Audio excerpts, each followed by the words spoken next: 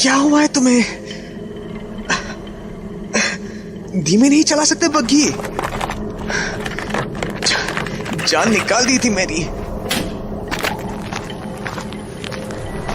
जान का क्या है ऐसा, अभी है अभी कोनी। क्या जान कभी भी जा सकती है, पर मैं इन भेड़ियों का खाना नहीं बनना चाहता, समझे तुम?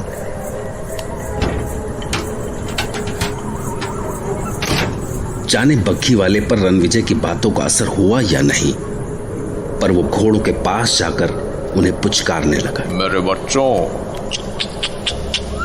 कुछ ना होवे तमें, कुछ ना, मैं हूं ना तेरे साथ, मैं हूं ना। आराम से चलो। उसके पुचकारने का जादू सा असर हुआ और वो आराम से चलने लगे।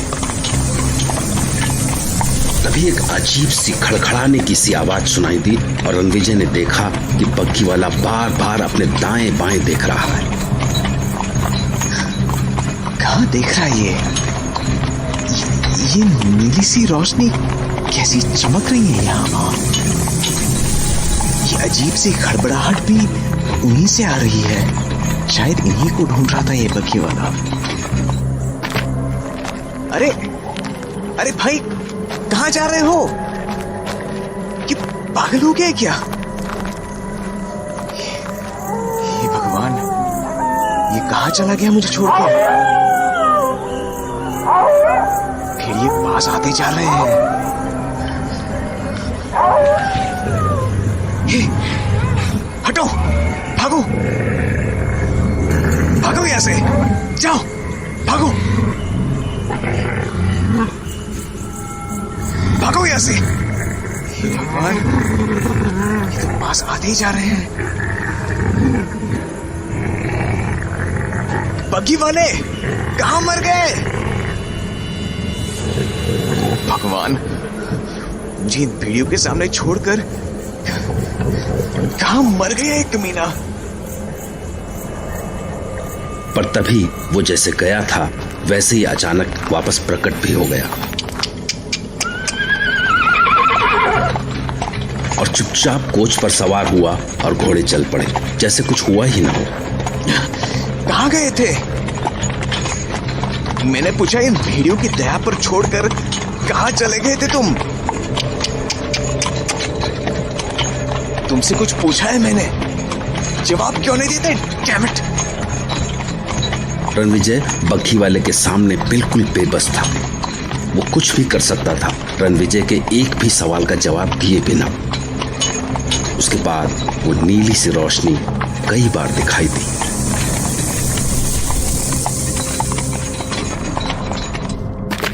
और हर बार बग्घी वाला उन रोशनियों के पास जाता और उनके चारों ओर कुछ पत्थर के टुकड़े रखकर एक घेरा सा बनाता और वापस लौट आता। पर एक बार तो जो हुआ उसने रणविजय को चक्कर में डाल दिया। एक नीली सी रोशनी पास में दिखी, बहुत पास।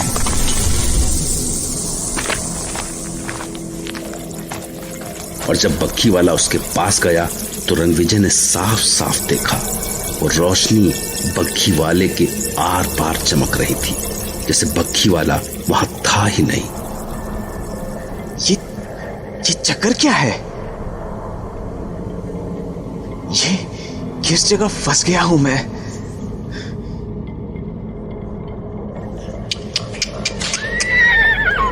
अच्छा, एक भी बात समझ नहीं आती।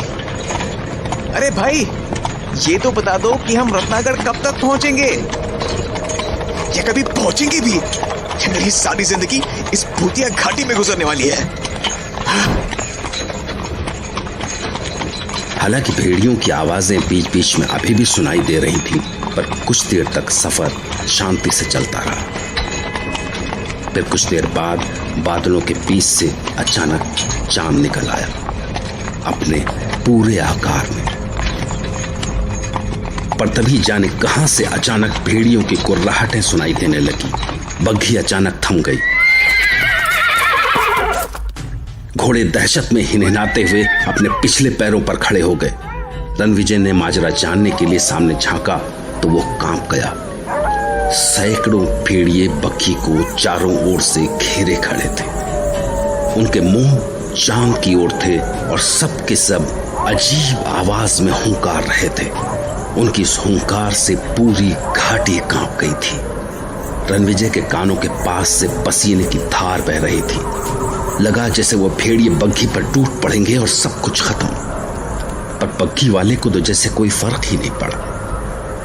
वो आराम से बग्घी से नीचे उतरा और भेड़ियों के बीच जाकर बड़बड़ाता हुआ ऐसे इशारे करने लगा जैसे वो सर्कस का रिंग मास्टर हो या जैसे वो रास्ते से प्रेत आत्माओं को हटा रहा हो। बस कुछ ही पल और भेड़िए जैसे अचानक आए थे वैसे ही लौट भी गए।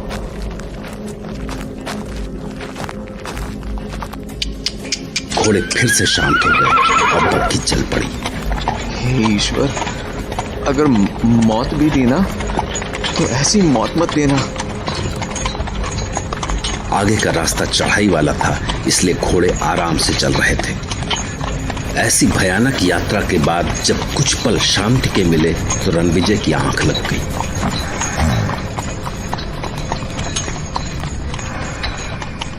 फिर जब उसकी आंखें खुली तो बग्घी एक पुराने से महल के सामने खड़ी थी और बग्घी वाला घोड़ों को बांध रहा था। महल की खिड़कियों से रोशनी की कोई झलक नहीं आ रही थी। रणविजय ने महल की उजड़ी सी बाउंड्री वॉल पर एक नजर डाली। हाय, हे भगवान, आखिर मंजिल आ ही गई। काफी बड़ा महल है। महल के सामने गोल चक्कर से निकालते हुए कई रास्ते। आओ सा, आ गया रत्नागढ़ महल।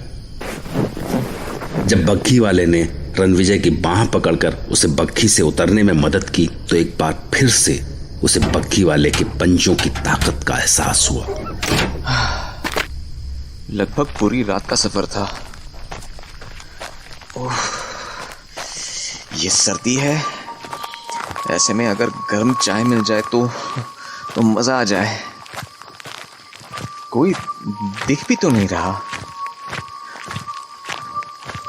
वैसे क्या प्रॉपर्टी है? अगर वक्त और मौसम की मार से इसकी ऐसी हालत ना हुई होती तो बग्घी वाले को बोलता हूं कि मालिक को बुलाने को। अरे भाई, सुनो तो। अजीब पागल है, फटाक से गायब हो गया।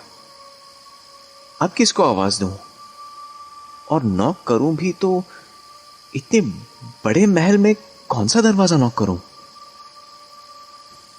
रणविजय समझ नहीं पा रहा था कि अब वो आगे क्या करे।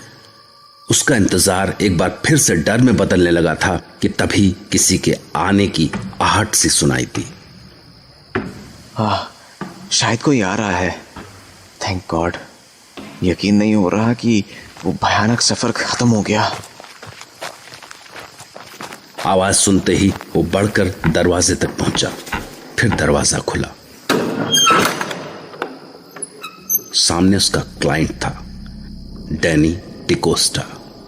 अधपकी दाढ़ी, काले ओवरकोट में, जरूरत से ज्यादा लंबा, चौड़े कंधे, पर बदन में शायद ही कहीं हड्डियां न दिखती हों, और गड्ढे में धसी सुर्ख आंखों की जोड़ी। रणविजय को सामने पाकर उसने अजीब सी मुस्कुराहट के साथ अपना हाथ आगे बढ़ाया। Welcome my friend, Ratnagarh palace में तुम्हारा स्वागत है। Please come.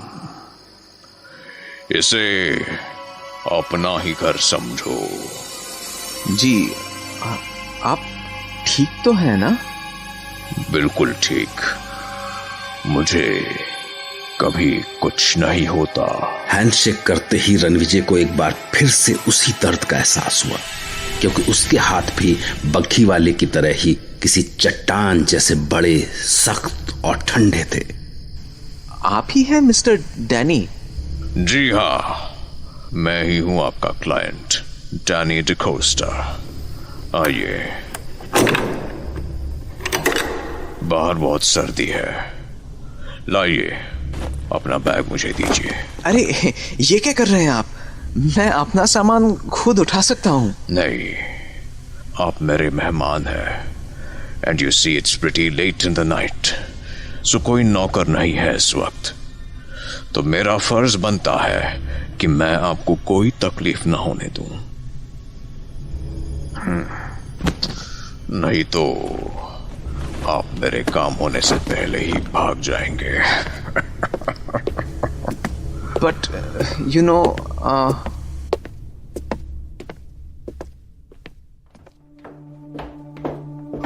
Comfortable, isn't it?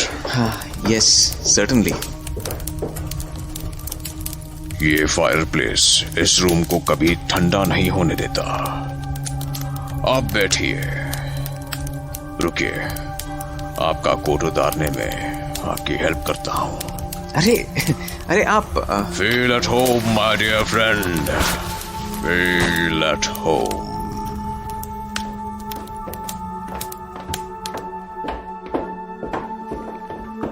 लंबी घुमावदार सीढ़ियों और गलियारों से होते हुए कमरे में पहुंचकर रणविजय को काफी आराम मिला। जब डैनी रणविजय को छोड़कर गया तो उसने कमरे पर एक नजर डाली। दिसंबर की सर्दी में फायरप्लेस की गर्मी, खिड़कियों पर भारी मखमली पर्दे, बेशकीमती फर्नीचर, कमरे की हर चीज से रईसी टपक रही थी। रणविजय अभी एक एक चीज को ताज्जुब के साथ देख ही रहा था कि तभी डैनी वापस लौट आया। Please come this way my dear friend. आप सफर से थके होंगे, ऐसे में आपको अपने कमरे का कंफर्ट चाहिए होगा। गुनगुने पानी वाले बाथटब में कुछ पल बैठेंगे तो थकान उतर जाएगी। जब रणविजय उसके पीछे पीछे जा रहा था तो उसके कानों में होटल वाली बुढ़िया के शब्द गूंजे। दिन नहीं रात सा रात, माघ की पूर्णमासी है आज की रात 12 बजे काली घाटी के प्रेत धरती पे उतरे सारे प्रेत। और उसने सोचा कि ठीक है कि ये पूर्णमासी की रात है और रत्नागढ़ का यह किला भी काली घाटी इलाके में ही पड़ता है, पर ऐसे शानदार महल में ऐसे जेनरस होस्ट के होते हुए आखिर उसे हो क्या सकता था।